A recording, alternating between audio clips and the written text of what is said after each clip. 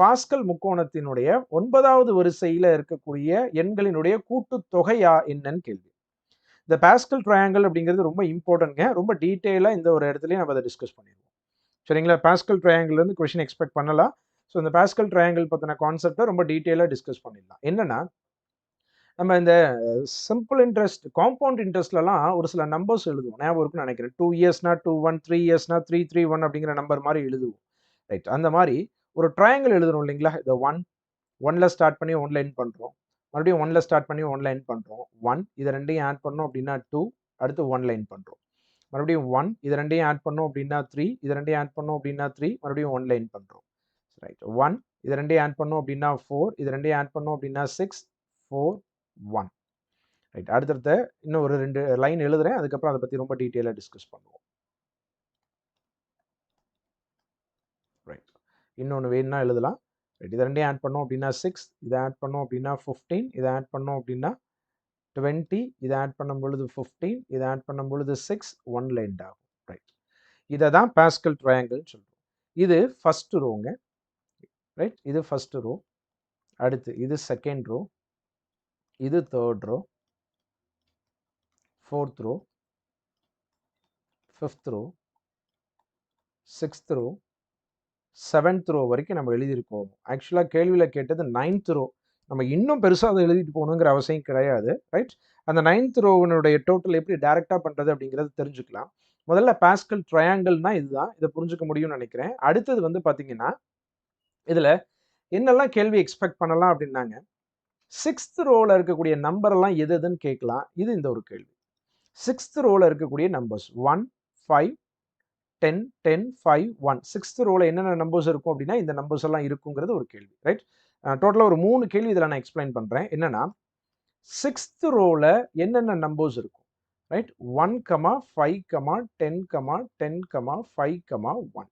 ஒருவேளை வேற ரோ எது கேட்டாலும் உங்களால ஆன்சர் சொல்லிட முடியும் இல்லைங்களா? எழுதி. ரைட். அடுத்து செகண்ட் கொஸ்டின் இந்த கேள்வியா நம்ம பார்ப்போம். இதனுடைய டோட்டல் இப்போ அந்த ரோல என்னென்ன நம்பர்ஸ் இருக்குன்னு கேட்கறது கூட நம்ம 1 பை 1 எழுதணுங்க. ஆனா அதனுடைய டோட்டல் ஃபைண்ட் அவுட் பண்றதுக்கு நம்ம அதை எழுதணுங்கிற அவசியம் கிடையாது. ரைட். இங்க ஃபர்ஸ்ட் ரோவுடைய வேல்யூ 1னா அதை 2 பவர் 0ன்னு சொல்றாங்க. செகண்ட் ரோ அப்படிங்கிறது ஆட் பண்ணா 2வா, அது 2 பவர் 1. அடுத்து 2 ஸ்கொயர், அடுத்து 2 பவர் 4. ரைட். சாரி 2 கியூப், அடுத்து 2 பவர் 4. இதனுடைய ஃபார்மேட் என்ன அப்படின்னா 2 பவர் n-1 அப்படிங்கிறதுங்க. என்னுடைய வேல்யூ எத்தனாவது ரோ கேட்குறாங்களோ அது. என்னுடைய வேல்யூ எத்தனாவது ரோ கேட்குறாங்களோ அதுங்க. இப்போ 9th ரோ கேட்குறாங்க. ஆன்சர் பண்ணிடலாமா? ஸோ சம்முக்கான ஃபார்மேட் வந்து 2 பவர்ல n-1. என்னங்கிறது ரோவனுடைய கவுண்ட்டுங்க. So 2 power 9-1. So 2 power 8. 2 power 8 அப்படிங்கிறது 256 அப்படிங்கிறது ஆன்சர். Option C. ஸோ 256 அப்படிங்கிறது இதனுடைய ஆன்சர். 9th ரோவை நம்ம எழுதாமையே 9th ரோவில் இருக்கக்கூடிய எல்லா எண்களையும் கூட்டினா என்ன வருதுங்கிறது சொல்லிட முடியுங்க. நீங்க தவறுதலா 2 பவர் 9 எழுதிடாதீங்க. 2 power n-1. ஏன் n-1 அப்படின்னா ஃபர்ஸ்ட் ரோல 1 மட்டும் தான் இருக்குங்க. அதனால தான் அந்த இடத்துல 2 பவர் 0ன்னு எழுதியிருக்கோம். ஃபர்ஸ்ட் ரோ அப்படிங்கிறனால 2 பவர் 1-1, 2 பவர் 0, எனிதிங் பவர் 0, 1. அதுதான் ஃபர்ஸ்ட் ரோவனுடைய கவுண்ட். புரிஞ்சுக்க முடிஞ்சுங்களா? பாஸ்கல் ட்ரையாங்கிள்ல 9வது வரிசையில இருக்கக்கூடிய எல்லா எண்களையும் கூட்டினா என்ன வரும் அப்படின்னா 256ங்கிறது வரும்.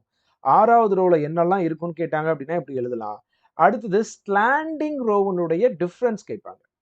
சாய்வனுடைய டிஃபரன்ஸ் என்னன்னு கேட்பாங்க. ஃபார் எக்ஸாம்பிள் 4th ரோன்னு எழுதலாமா? 5th ரோன்னு எடுத்துக்கலாம். ஸோ 1, 2, 3, 4, 5 இருக்கு. ரைட். 4th ரோவனுடைய டிஃபரன்ஸ் என்ன? ஸ்லாண்டிங் 4th ரோன்னு கேட்பாங்க. ரைட். 4th ஸ்லாண்டிங் ரோவனுடைய டிஃபரன்ஸ் என்ன அப்படிங்கிறது கேட்பாங்க. இதுல 4th ஸ்லாண்டிங் ரோ அப்படிங்கிறது என்னன்னாங்க, இதுல எதெல்லாம் வந்துட்டு 4th ரோல பிரசன்ட் ஆகுதோ, ரைட். அதாவது ஸ்லாண்ட்னா இப்படி செக் பண்ணணுங்க. ரைட். இப்படி செக் பண்ண போறோம். ரைட். இப்போ இதுல 1, 2, 3, இங்க 1, 2, 3, 4. இது 4ஆவதா இருக்கு.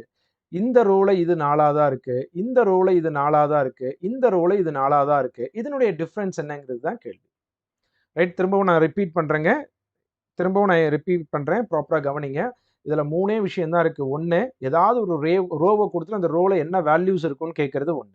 இன்னொன்னு அந்த ரோவினுடைய டோட்டல் கேட்கறது 1. ரெண்டையும் டிஸ்கஸ் பண்ணிட்டோம். 3ஆவதா ஒண்ணே ஒண்ணு ரைட்? ஏதாவது ஒரு ரோவை மென்ஷன் பண்ணி அதோட ஸ்லாண்டினுடைய டிஃபரன்ஸ் என்னங்கிறத பார்க்க சொல்லி கேட்பாங்க.